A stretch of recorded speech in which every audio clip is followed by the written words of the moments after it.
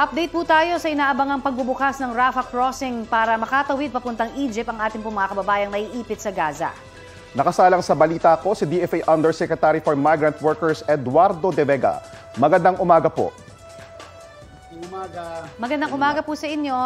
Ano po ang latest natin kaugnay sa mga kababayan po nating naghihintay na makatawid po pa Egypt? Well, wala pang opening ng crossing, no? Kasi po, pag open ng crossing, meron pang corridor yan na papuntang Egypt side. Okay. Tingnan sa Egypt side, ipaproseso pa. Wala pa po kasi nagigipag-ugnayan pa yung Israeli at Egyptian authorities kung paano nila matitiyak yung security issues kasi baka may lumusot na terrorists papuntang Egypt or ito naman may papasok na humanitarian aid na hindi naman pala humanitarian aid kundi ammunitions para sa mga gumigera, no, laban sa Israel.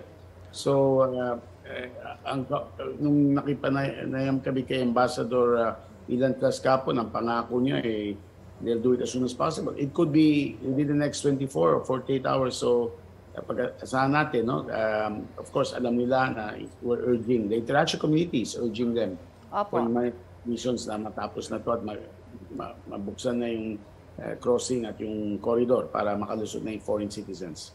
May eksaktong bilang po ba tayo ng mga desidido ng makatawid po at yung mga may agam-agam pa?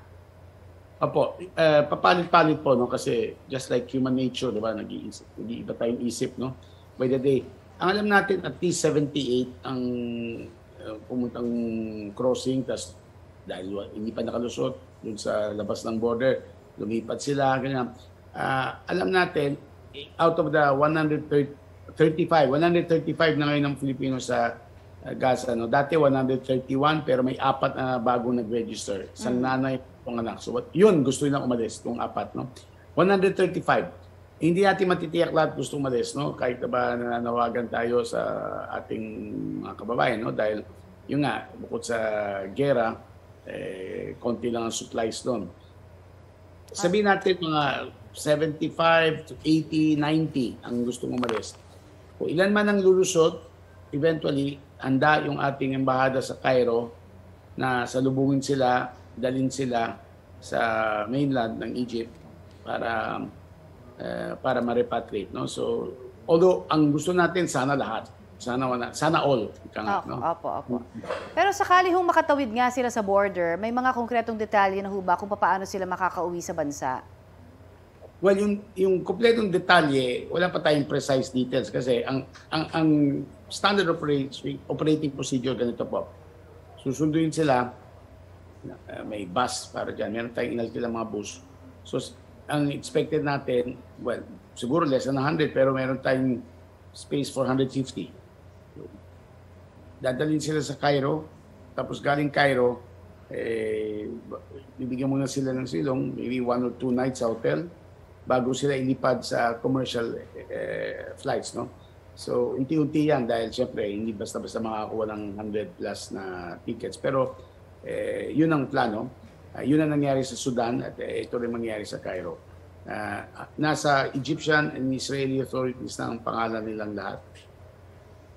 Yusek Ed, si JP Soriano po ito. Makikibalita lang din po kami kanina sa interview nyo po sa unang hirit. Meron po kayo nabanggit, sir, na isa pong kababayan natin na Filipino casualty. Meron po bang kumpirmasyon dito, sir? No, tatlo po yung Filipino casualties. May kumakalat sa mga Filipino community na pang-4 pero hindi pa makumpirma. So, may 3 missing pa. At inaasahan natin na lumitaw rin sila. We hope hindi sila nadakip ng Hamas. Although Hamas has confirmed na merong mga hostages sila sa Gaza. Kaya merong search and rescue gagawin yung Israeli Defense Force. At nangangako yung Israel kung kaya lang i-rescue yung ating mga kababayan, gagawin nila. Opo. Yusek Ed, anong hakbang po ang ginagawa ninyo ng DFA para makapagpaabot tayo ng humanitarian aid sa mga kababayan nating naiipit sa Gaza? Yun po yung problema po. Walang paraan makapasok. No? So we are calling on using other partners, kunyari yung UN, at saka yung Red Cross or Red Crescent. Mga ganun po, mga international organizations. And of course, nananawagan na rin tayo sa Israel na sana may pumasok ng humanitarian aid kasi eventually aabot din sa ating mga kababayan yan.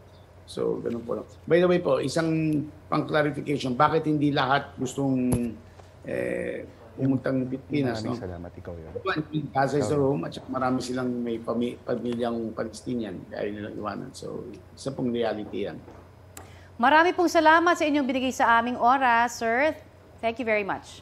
Magandang umaga sa inyo lahat. Yan po naman si DFA Undersecretary Eduardo De Vega.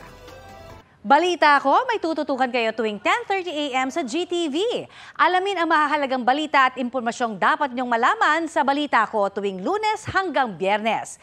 Mag-subscribe din sa GMA Integrated News sa YouTube.